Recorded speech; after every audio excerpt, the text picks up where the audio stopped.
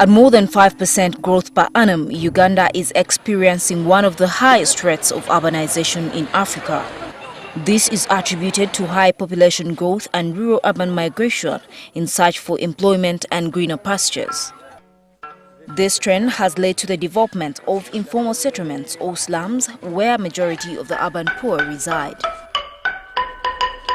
Notwithstanding their contribution, urban authorities have to a large extent not created enough planned facilities and service delivery to respond to the needs of the slum dwellers. Kasozi Faluk, a resident of Chigungu Learning Site on the shores of Lake Victoria in Entebbe municipality, is one of the thousands of people who migrated to an urban centre with a dream to live a better life.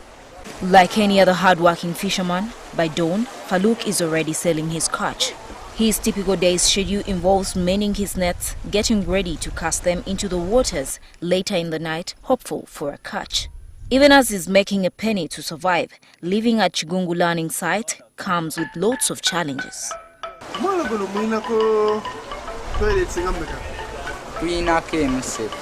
Faluk says the learning site has only one pit latrine serving many people. As a result, some people defecate in the open, thereby contaminating the lake, their main water source.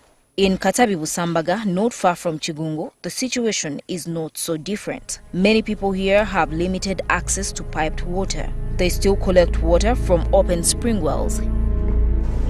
Chitoro, also in the vicinity, a similar situation reigns. Slum dwellers in this part of Entebbe municipality have to live with the daily challenge of poor garbage management, poor roads and dilapidated market structures. Security for their merchandise is in the lax, especially in the night. Nakiriza Alice, a mother of 8, owns a chicken stall in Chitoro Market. Her major concern here is that the entire population of the market shares water from 2 water tap stands. The toilet facilities leave a lot to be desired. The drainage system is poor, causing floods, especially during the rainy seasons. People like Faluk and Alice are just a portion of a handful of slum dwellers in Uganda who tirelessly toil each day, hoping to transform their lives. Their hard work alone is not enough to enable them live the decent life they desire. They need partnership with government for effective management of proper urban growth and development. However, engaging the central and local government authorities on slum upgrading can be very challenging without appropriate information on slum settlements.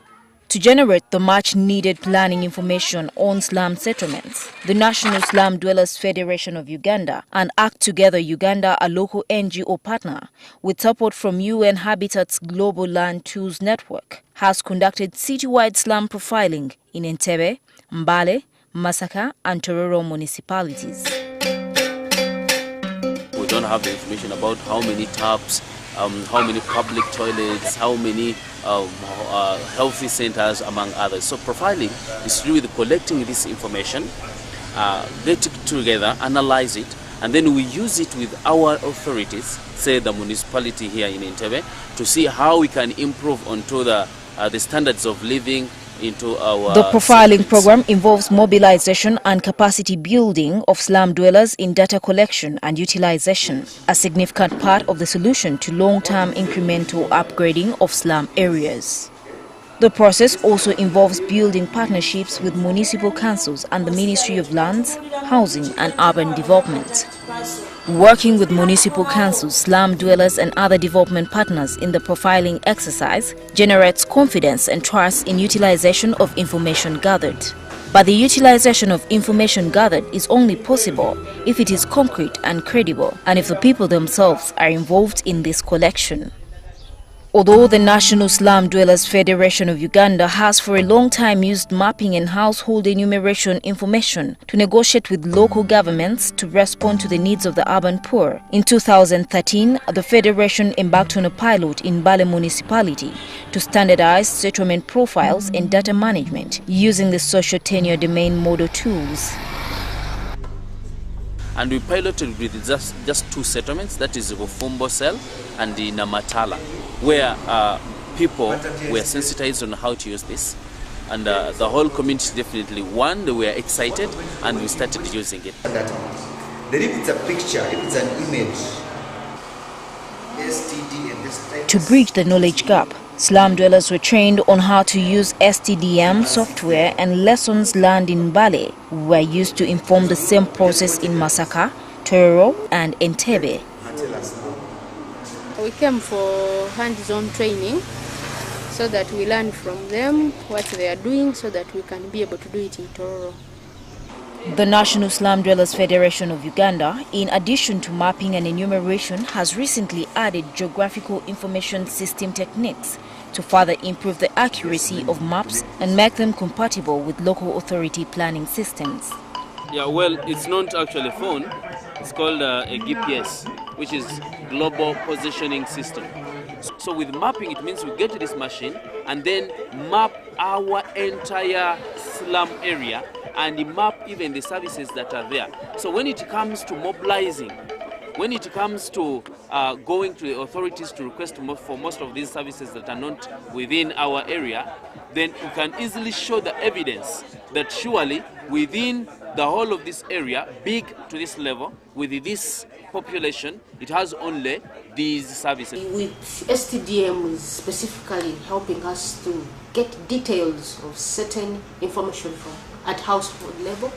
Before coming up with the need for a certain community, we must appreciate that the data in place is really evident enough that this community is lacking such a service. Then at the bottom there is GPS.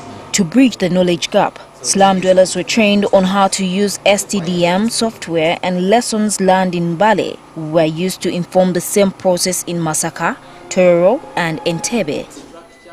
Training of slum dwellers in modern information management systems has proven that the use of social tenure domain model tools is not limited to academically trained professionals.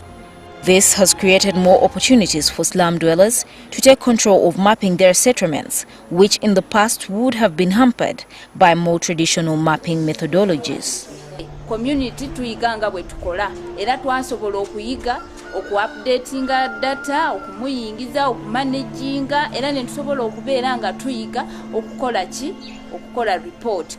Software eno gye twalondawo twalaba nga ennyangu nnyo kubanga UN Habitat yajja ne new technology kuva mu STDM, software ennyangu nnyo omuntu owa wansi gy'asobola okukozesa era ng'agitegeera mangu. The fruits of settlement profiling in Mbale, Masaka, Tororo and Entebbe municipal councils using social tenure domain tools are enormous. The successes STDM has given us, like I said, through the profiling reports, we were able to identify areas that are lacking water services and being able to provide spring water wells, and some roads have been opened in different areas. We have been able to also capture information at household level. The process has been instrumental in amplifying the silent voices of the slum dwellers before their municipal councils. We have been using that data in form of dialoguing between the communities and then the local authorities like the division and the municipal council. Information generated by social tenure domain model tools has helped Mbale Municipal Authority to partner with the Slum Dwellers Federation to provide 5 public water standpipes in the post-settlement of the municipality. In mission of Fumbonavijo, we have got 5 water points. We have got in mission Bufumbo Bukonde Road, we have got security lighting, which is almost going to kickstart. We have stone pitching within mission cell to improve on the sanitation. We use that information to dialogue between SDI. SDI provided us with a loan of 47 million, and we constructed a public toilet to improve on our people in terms of sanitation and good living standards. So here is the sanitation facility which has been done. Down it is completed. On top, very soon it's going to be completed. Here we talk about the drainage which I was talking about has been partially constructed, but very soon it's going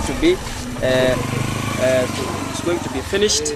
Profile report was also used to lobby for land for construction of a secondary school for the urban poor in Busamaga community.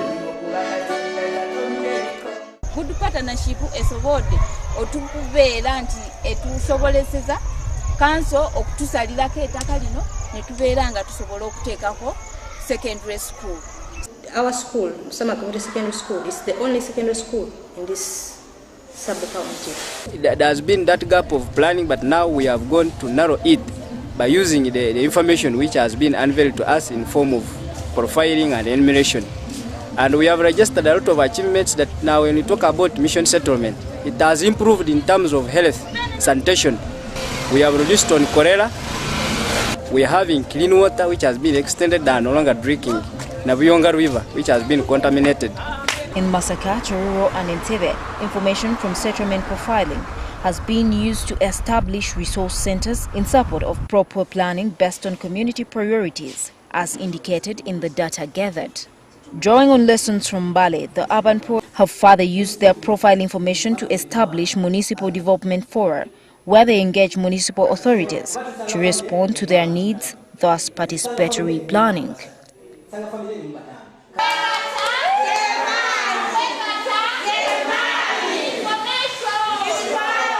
Indeed, information is power. To make the most of that power, communities need to be organized and trained to gather such information. They also need to analyze it in a way that is practical to the communities and strategic to their interactions with government.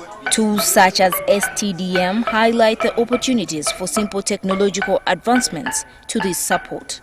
Basing on lessons learned from the 4 towns, Act Together and National Slum Dwellers Federation of Uganda seek additional partners to continue the mobilization of communities in municipalities throughout Uganda.